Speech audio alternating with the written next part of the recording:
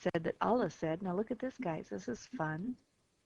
The Prophet said that Allah said, O Prophet, say to your wives, if you desire the life of this world and its glitter, then come. I will make provision for you and set you free in a handsome manner. But if you seek Allah and His Apostle and the home of the hereafter, then verily Allah has prepared for the good doers amongst you a great reward. 33:28 of the Quran. Aisha said, am I to consult my parents about this? I indeed prefer Allah, His Apostle, and the home of the hereafter. After that, the Prophet gave the choice to his other wives, and they also gave the same reply as Aisha did. Now, guys, I don't know. It appears to me here that Muhammad, he stayed away from his wives for 29 days out of shame and being humiliated at being caught in sin. And during those 29 days, he thought up a good plan so that he could make things right again. And so he had his Allah come to his defense. O Prophet, say unto thy wives, if ye desire the world's life and its adornment, come, I will content you, and will release you with a fair release. But if ye desire Allah and His Messenger, and the abode of the hereafter, then lo, Allah hath prepared for the good among you an immense reward.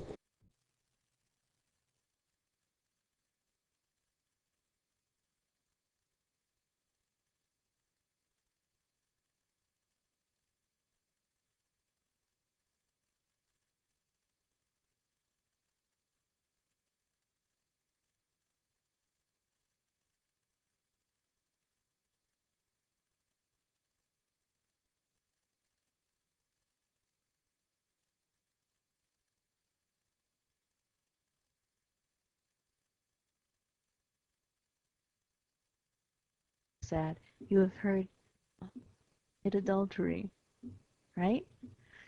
So how could Muhammad be a true prophet of God if he goes against what God says in his laws? It just doesn't make sense. Jesus went on and illuminated the law of you shall not commit adultery because Jesus said, you have heard that it was said, you shall not commit adultery. But I say to you that anyone who looks at a woman with lust has already committed adultery with her in his heart. Muhammad was a very lustful man, and his sins are so numerous in regards to women, slave girls, and uh, and his heart. The adultery he committed in his heart. He committed adultery in his heart in other hadiths. We can maybe look at that later.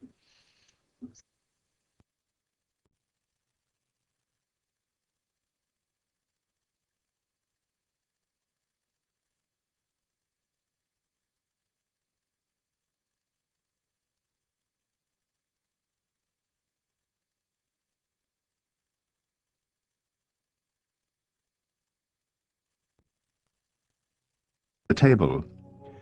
When a woman who had lived a sinful life in that town learned that Jesus was eating at the Pharisee's house, she brought an alabaster jar of perfume, and as she stood behind him at his feet weeping, she began to wet his feet with her tears.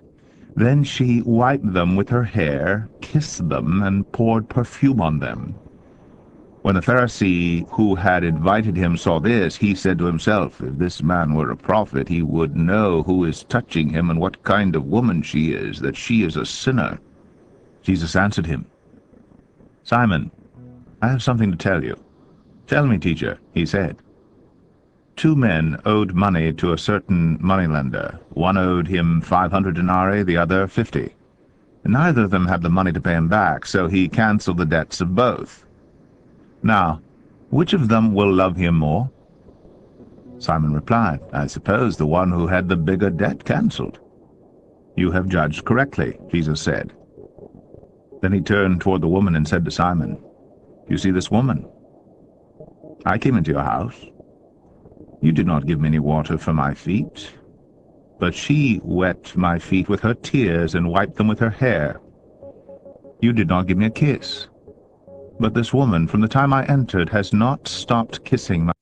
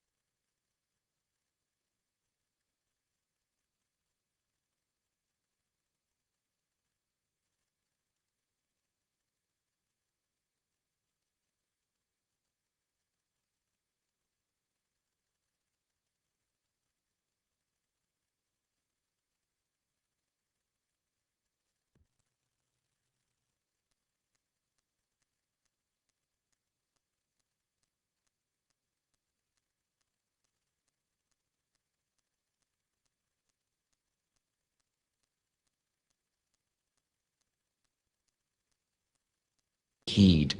The adulterer and the adulteress, scourge ye each one of them with 100 stripes. And let not pity for the twain withhold you from obedience to Allah, if ye believe in Allah and the last day. And let a party of believers witness their punishment.